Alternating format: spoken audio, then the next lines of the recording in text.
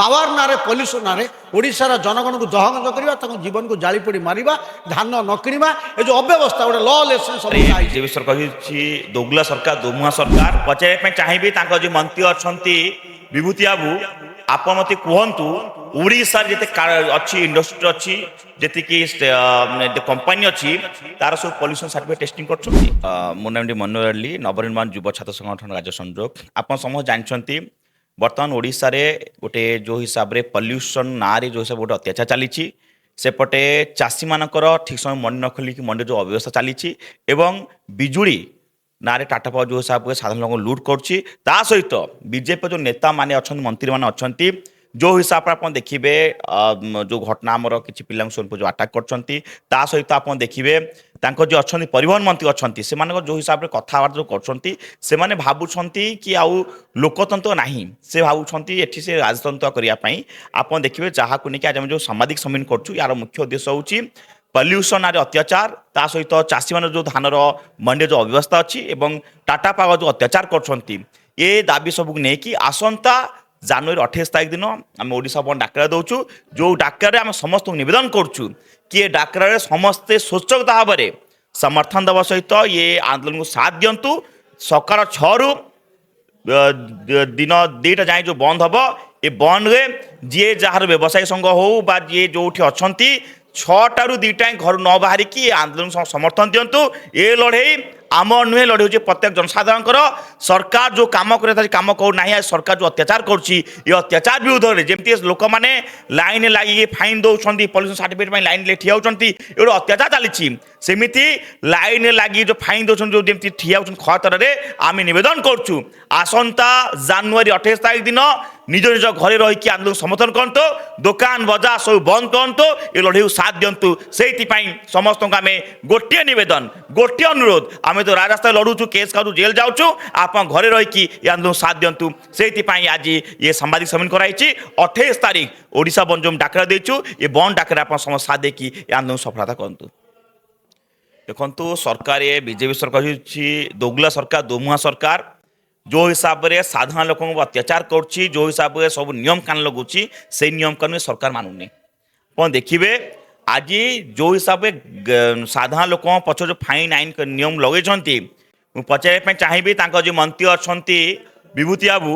आप मत कहतु ओडिशा जिते अच्छी इंडस्ट्री अच्छी जी कंपानी अच्छी तार सब पॉल्यूशन सर्टिफिकेट टेस्टिंग कर सर्टिफिकेट अच्छी जांच कर ना सेठू पैसा ने सेठी किसी कहबेनी कौट पैसा आदाय करेंगे ना साधारण लोक आदाय करेंगे दम जे संसाद अच्छी आज खनि उपर माइनिंग गोटे पैसा आनीपारे आज आप देखिए ये माने जी बड़ कंट्राक्टर मानू पैसा नहीं कि दिन भर से काम करेंगे से सात खून कल माफ साधारण लोक रास्ता हेलमेट ना सीट बेल्ट ना कि किसी नथे अत्याचार या आम आसत 28 तारीख दिन ओडिशा बंद डाका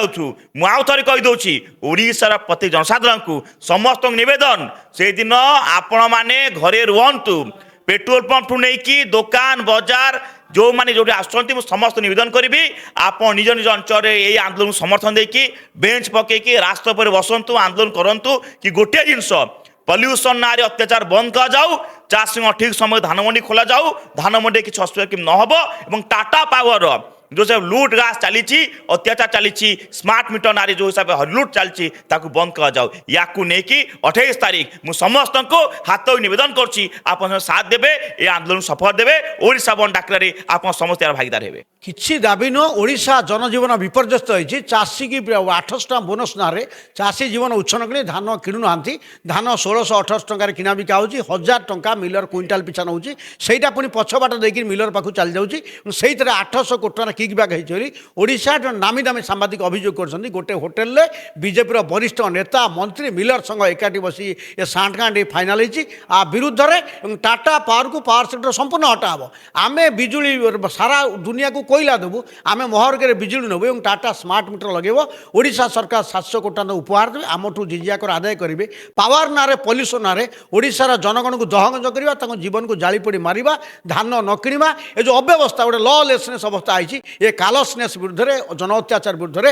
ତାନାଶାହୀ ଶାସନ ବିରୁଦ୍ଧରେ ଓଡ଼ିଶାର ପ୍ରମୁଖ ଗଣସଂଗଠନ ହିସାବରେ ଆହ୍ୱାନ ବନ୍ଦ ଡାକରା ଦେଇଛୁ। ତୁରନ୍ତ ଧାନ କିଣ, ଟାଟାକୁ ପାୱାର ସେକ୍ଟର ହଟା, ପଲ୍ୟୁସନ ଜୋରିମାନା ରାଜଧାନୀ ନିଷ୍ପତ୍ତି ବଦ୍ଧ କର, ଏ ତିନିଟା କଥାକୁ ନେଇ ଶାନ୍ତିପୂର୍ଣ୍ଣ ଉପାୟରେ, ଗଣତାନ୍ତ୍ରିକ ଉପାୟରେ, ଅହିଂସକ ଉପାୟରେ ହଜାର ହଜାର ଲୋକ ରାସ୍ତାକୁ ଆସିବେ, ଶାନ୍ତିପୂର୍ଣ୍ଣ ଆନ୍ଦୋଳନ କରିବୁ। ଏ ସଂକ୍ରାନ୍ତରେ ତମାମ ଓଡ଼ିଶାବାସୀଙ୍କୁ ଆଜି ଆପଣ ମଧ୍ୟ ନିବେଦନ କରୁଛୁ, ଓଡ଼ିଶା ବନ୍ଦରେ ସମସ୍ତେ ସାମିଲ ହୁଅନ୍ତି, ଓଡ଼ିଶାବାସୀଙ୍କୁ ଗୋଟେ ଅତ୍ୟାଚାର ସରକାର ବିରୁଦ୍ଧରେ ରକ୍ଷା କରନ୍ତୁ। ଲୋକଙ୍କ ସରକାର ଗଣମାଧ୍ୟମରେ ଆଇଏନ୍ପିଆର୍ ଡିପାର୍ଟମେଣ୍ଟ କହୁଛି, ଲୋକଙ୍କ ସରକାର ଲୋକ କହୁନାହାନ୍ତି। ଆଜି ଆପଣ ଗାଁକୁ ଯାଆନ୍ତୁ, ବିଜେପି ବିରୁଦ୍ଧରେ ବିଶାଳ ଜନମତରେ ପୁରା ଫାୟାର, ଲୋକ ବିଜେପି ବିରୁଦ୍ଧରେ ପୁରା ଫାୟାର ହେଇକି ବାହାରିଲେଣି। ଫାୟାର ମୁଡ଼ରେ ଆମେ ସେ ନିଆଁକୁ ଲଗେଇବୁ ଏବଂ ବିଜେପିକି ଚେତାଇ ଦେବୁ, ଓଡ଼ିଶାବାସୀଙ୍କ ସଦା ସଦିଚ୍ଛା ସହଯୋଗରେ ଯେଉଁ ମାଗଣା ସରକାର କରିଥିଲ, ତୁମେ ସେ ମୂଲ୍ୟକୁ ରଖୁନ ଏବଂ ସେ ତାର ମୂଲ୍ୟାଙ୍କନ ଓଲଟି ଓଡ଼ିଆ ଅସ୍ମିତା ବିରୁଦ୍ଧରେ କାମ କରୁଛ। ତେଣୁ ଏ ଲଢ଼େଇ ଆରମ୍ଭ ହେଇଛି। 3100 କାହାକୁ ଦେଇନାହାନ୍ତି ଆଜ୍ଞା।